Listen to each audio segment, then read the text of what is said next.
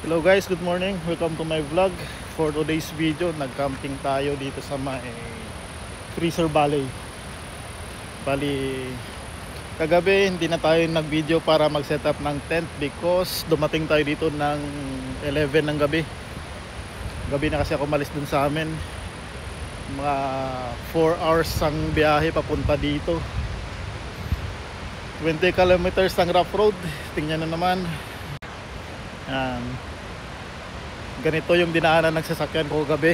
Napasubo ko yung sasakyan ko na si Baby Loves.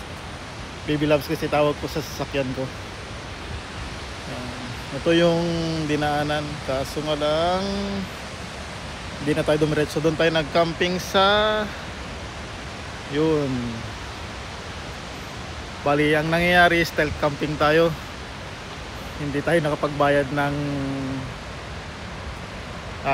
camping fees kasi nga tumigil lang tayo sa daan tapos nag-camping.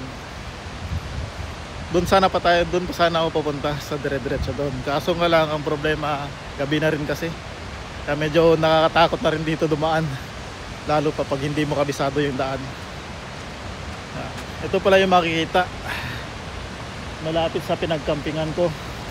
May kasama naman ako, dalawa. Kaso nga lang nauna sila sa akin kagabi. Kaya mag-isa ako nag-drive papunta dito. Yun. Ito yung makikita. Yun, napakaganda. Napakaangas. Yan.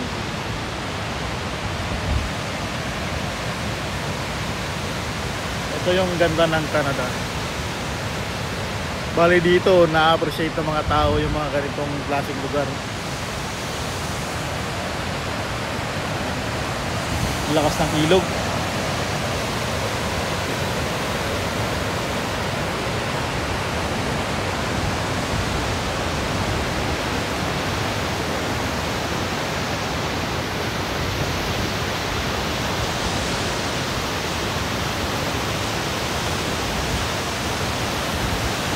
Tahimik ang lugar, maririnig mo lang yung ingay ng kalikasan.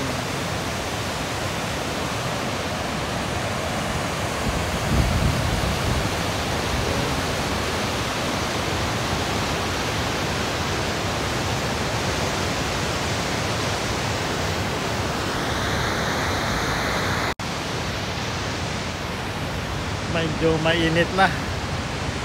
Medyo mainit na.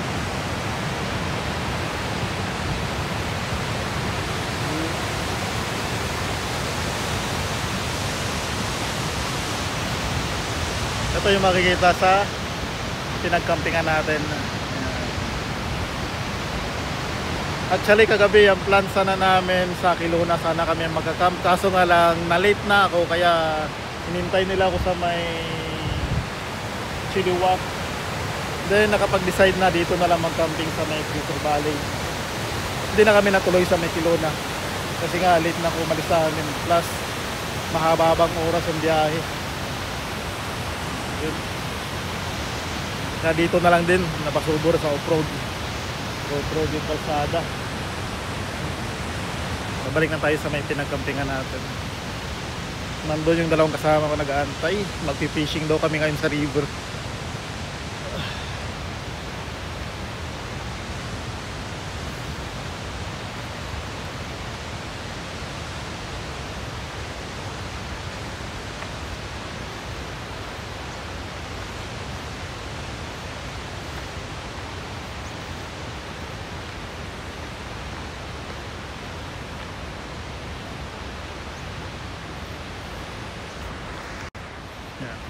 Ito yung kalsada.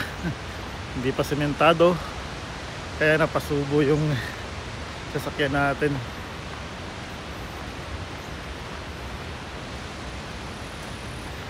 Bali 20 kilometers din ito na ganito yung kalsada. Yung dun sa dulo mas worst pa. Ang pangit na kalsada, buti hindi nasira yung sasakyan. Ayun yung dalawa kong kasama. Yung dalawang sasakyan din. Pang off-road sasakyan nila, tapos sa akin kotse lang. Yan, ito puting puti sa alikabok.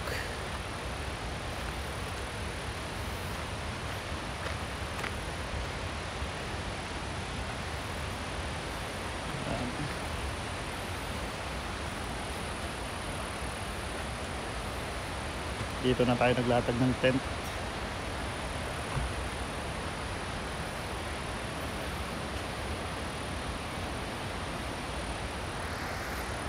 So ayun lang, thank you for watching, bye bye.